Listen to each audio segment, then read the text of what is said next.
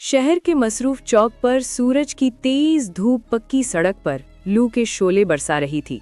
उस तपती दोपहर में एक दुबली पतली झुर्रियों भरा चेहरा लिए बुजुर्ग औरत छन्नू माँ एक बांस की टोकरी में भुट्टे और मूंगफलियां बेच रही थी। उसके चेहरे पर पसीने की लकीरें थीं, मगर निगाहों में सुकून था। वो हर आने जाने वाले को नर्म लहजे में कहती, बेटा थोड़े भुट्टे ले लो, धूप में भुने हैं, मिठास से भरे। छन्नू माँ के बालों में चांदी उतर चुकी थी, मगर दिल अब भी माँ की मोहब्बत से रोशन था। उसकी दो बेटियां थीं, बड़ी बेटी मेजर रिया सिंह जो फौज में ऑफिसर थी और छोटी आयुषी सिंह जो उसी शहर की एसपी यानी पुलिस सुपरिटेंडेंट थी। लोग अक्सर हैरत से कहते, अरे छन्नू माँ, तुम्हारी बेटियां तो बड़ी बड़ी वर्दियां पहनती हैं, तुम अब भी ये सब क्यों करती हो? तो वो मुस्कुराकर जवाब देती, बेटा ये काम मेरा गुरूर नहीं, मेरा सुकून है। मैंने मेहनत से इनको पाला है, मेहनत छोड़ दूं तो दिल खाली हो जाता है। सब कुछ मामूल के मुताबिक चल रहा था, मगर किस्मत को कुछ और ही मंजूर था। उसी दोपहर एक सफेद जीप शोर मचाती हुई बाजार में दाखिल हुई। दरवाजा जोर से खुला और एक पुलिस इंस्पेक्टर राजीव ठाकुर बाहर निकला। ऊंची वर्दी, सिया चश्मा और चेहरे पर तकब्बुल। वो हमेशा लोगों से बदतमीजी के लिए मशहूर था। राजीव के हाथ में चाबुक थी, यानी निशानी उसके गुरूर की। वो हर दुकानदार पर रौब जमाने के लिए आता था, मुफ्त में चीजें उठाता और धमकियां देता। आज उसकी नजर छन्नू माँ की टोकरी पर पड़ी। वो आगे बढ़ा, बिना कुछ कहे एक भुट्टा उठाया, दांतों से तोला, फिर मुंह बनाकर बोला, क्या बेकार चीज है, जरा सा नमक भी नहीं है, ये बेचने की चीज है। छन्नू माँ ने नर्म लहजे में कहा, साहब अभी तो भुने हैं, बहुत मीठे हैं, अगर पसंद ना आए तो दूसरा दे देती हूँ। मगर राजीव ने कहकहा लगाया, चुप बुढ़िया, तुम लोग हर जगह गंदगी फैला देते हो, चल अपना ठेला हटा। छन्नू माँ ने डरते हुए कहा, साहब ये जगह मैं रोज बैठती हूँ, सब जानते हैं, किसी को तकलीफ नहीं होती। राजीव ने एक लम्हा भी जाया नहीं किया। गुस्से में आकर उसकी सारी टोकरी सड़क पर उलट दी। भुट्टे जमीन पर बिखर गए, कुछ नाली में गिर गए और छन्नू माँ के चेहरे पर बेबसी के आंसू बह निकले। लोग पास खड़े तमाशा देख रहे थे, कोई आगे नहीं बढ़ा। डरे हुए चेहरे, खामोश जबानें, बस मोबाइल के कैमरे ऑन थे।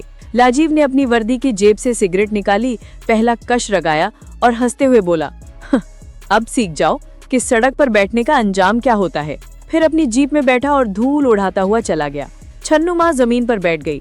उसने अपने टूटे भुट्टे समेटे, नाली से चंद सालिम दाने निकाले और बस एक ही जुमला दोहराया, या अल्लाह, मैंने किसी का क्या बिगाड़ा है।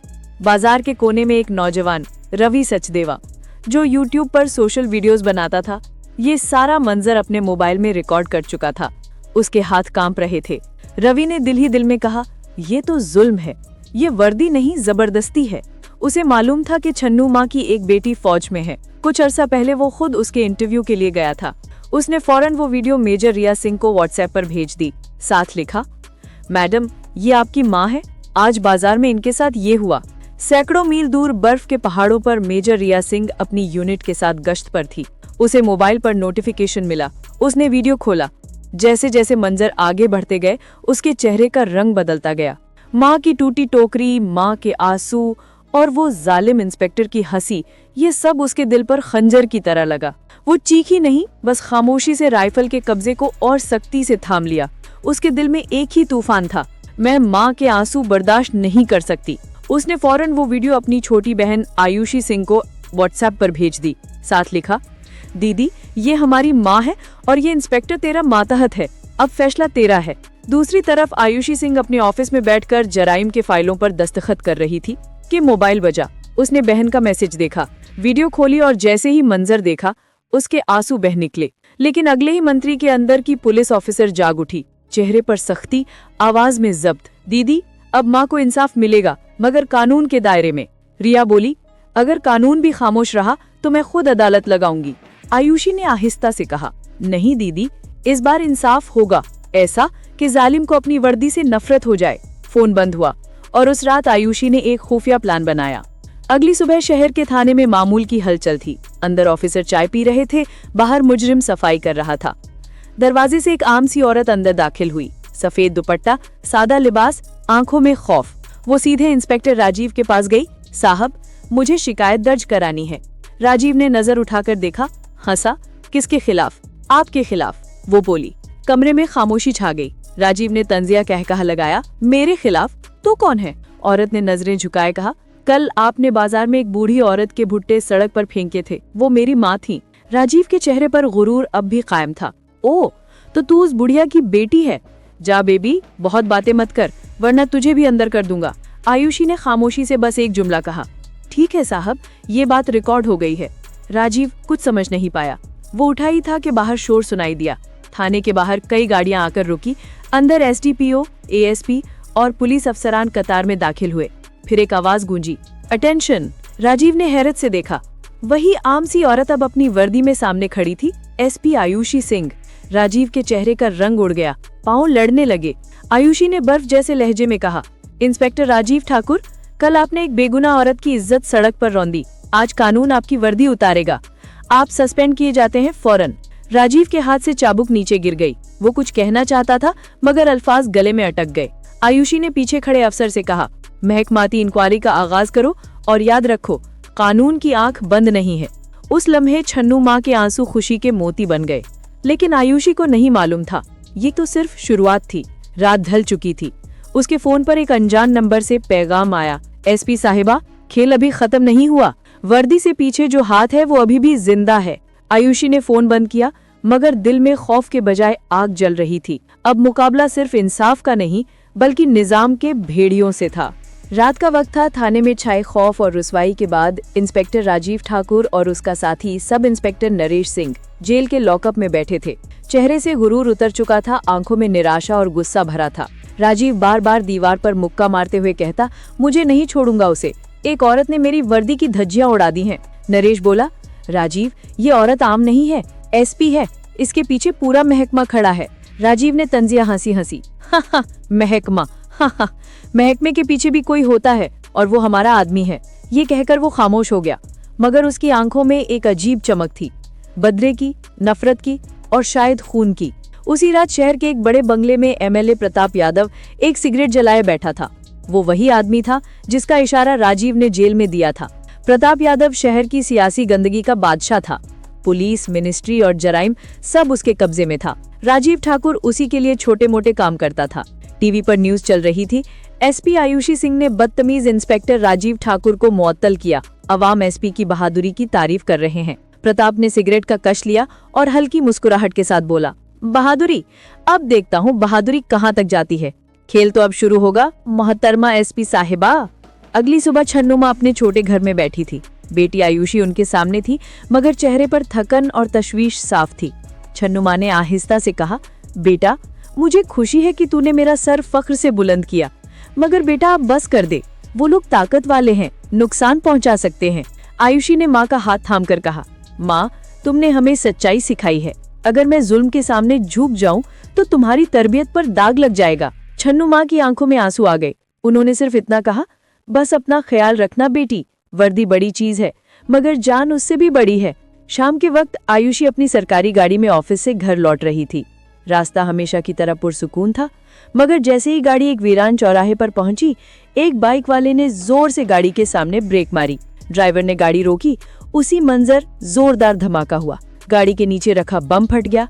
चारों तरफ धुआं, चीखें और शीशे के टुकड़े बिखर गए। ड्राइवर मौके पर ही जाँ बाहक हो गया। आयुषी जख्मी हुई मगर मौजजाती तौर पर बच गई। पुलिस फौरन मौके पर पहुंची। एसआई तिरुमूर्ति बोला, मैडम, ये कोई मामूली हमला नहीं, ये प्रोफेशनल धमाका था, किसी बड़े हाथ का काम लगता है।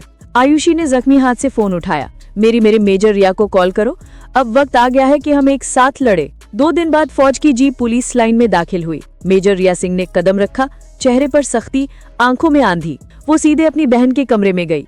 आयुषी ने कमजोर मुस्कुराहट के साथ कहा, देख, मैं ठीक हूँ। रिया ने कहा, नहीं, तुम ठीक नहीं हो, तुम पर हमला हुआ है, माँ रो रही है और मुजरिम अब भी आजाद है।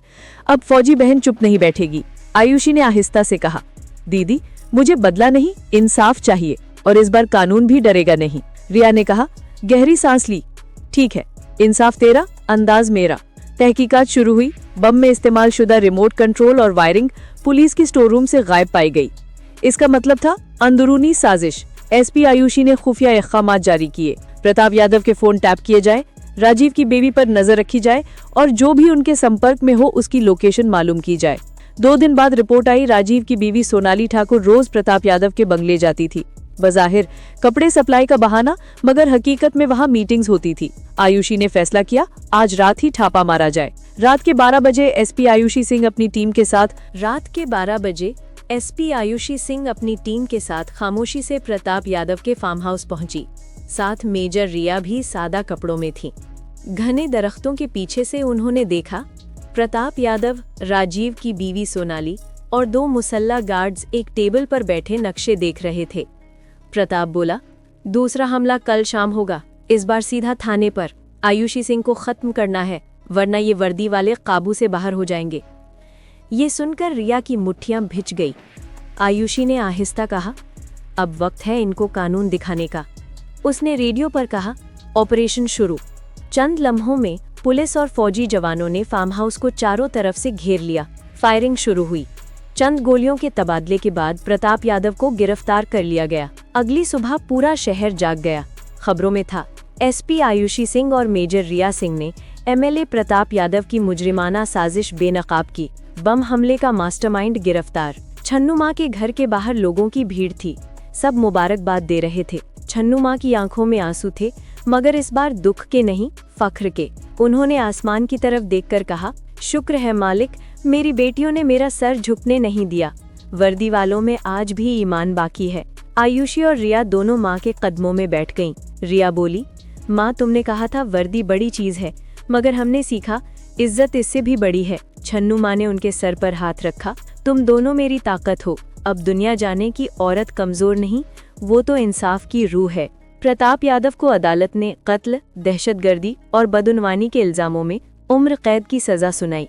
इंस्पेक्टर राजीव ठाकुर को बर्खास्त करके अदालती हिरासत में भेज दिया गया। छन्नू माँ अब बाजार नहीं जाती, मगर उनके घर के बाहर लिखी तख्ती सबको याद दिलाती है कि ये वो घर है जहाँ से इंसाफ की खुशबू उठी थी। शहर के बच्चे अब उन्हें छन्नू नानी कहकर बुलाते हैं और वो मुस्कुराकर कहती हैं, बेटा कभी किसी कमजोर पर जुल्म ना करना, क्योंकि माँ के आंसुओं से बड़ी बद्दुआ कोई नहीं होती।